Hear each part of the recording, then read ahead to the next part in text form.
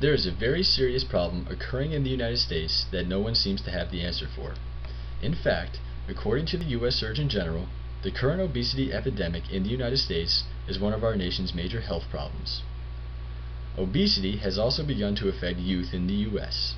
Since 1980, obesity in high school age students has increased from 5 to 18%. This policy brief will focus on the physical education policy at Lugoff-Elgin High School in Lugoff, South Carolina. The current physical education policy is that each student receives physical education in class for an hour and a half daily during one semester of high school.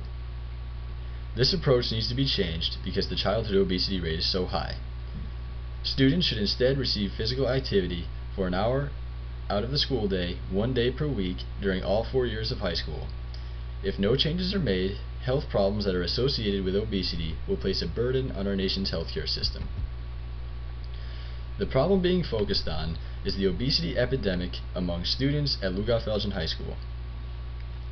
Body mass index, or BMI, is a measurement used to assess a person's weight status and often has a correlation with the percent body fat. This BMI measurement is the ratio of a person's weight in kilograms to height in meters squared. The BMI value is classified into one of the following categories to determine if there is a weight problem: underweight, normal, overweight, and obese.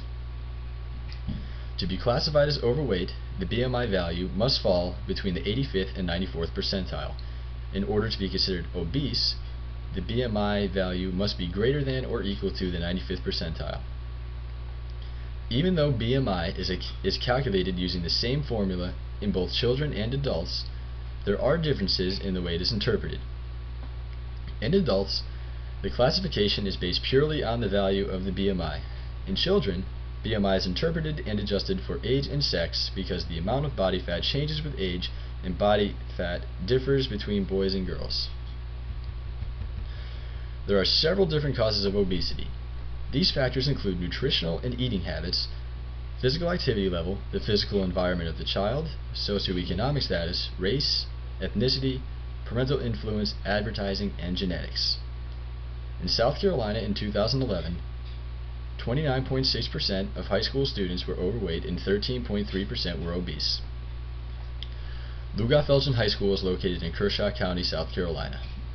In 2010, about 66% of Kershaw County residents were considered either overweight or obese, which is one of the highest rates in the state. Because the percentage is so high, it is safe to assume that many of the students' parents must also be obese. Since there is a parental influence and genetic aspect to obesity, this is one of the reasons Lugoff-Elgin High School was chosen. The U.S. Department of Health and Human Services has guidelines stating that youth aged 6 to 17 should engage in 60 minutes of physical activity daily. In 2011, 43.4% of high school students were physically active for at least 60 minutes on less than 5 days per week. Physical education classes are a very important part of students reaching these physical activity guidelines. In 2011, 75.8% of students did not attend a physical education class on an average week. Without these classes, students are less likely to understand the value and importance of living a healthy lifestyle. The recommendations for action are that students should receive physical activity for an hour out of the school day, 1 day per week, during all 4 years of high school. Students should also receive proper education about the importance of physical activity and its benefits. If proper education is received in high school, the hope is that the knowledge learned can be used to improve lifestyle choices and improve health outcomes later in life. The current physical education policy at Lugoff-Elgin High School is that students are required to take a physical education class for 1 semester while in high school. The class meets for an hour and a half each day. With this current policy, the students do receive an adequate amount of exercise and meet the current guidelines during the semester that they take the physical education class. However, the policy does not take into account the remaining 7 semesters of high school. There's currently a piece of legislation in the state of South Carolina which deals with physical activity in schools called Title 59.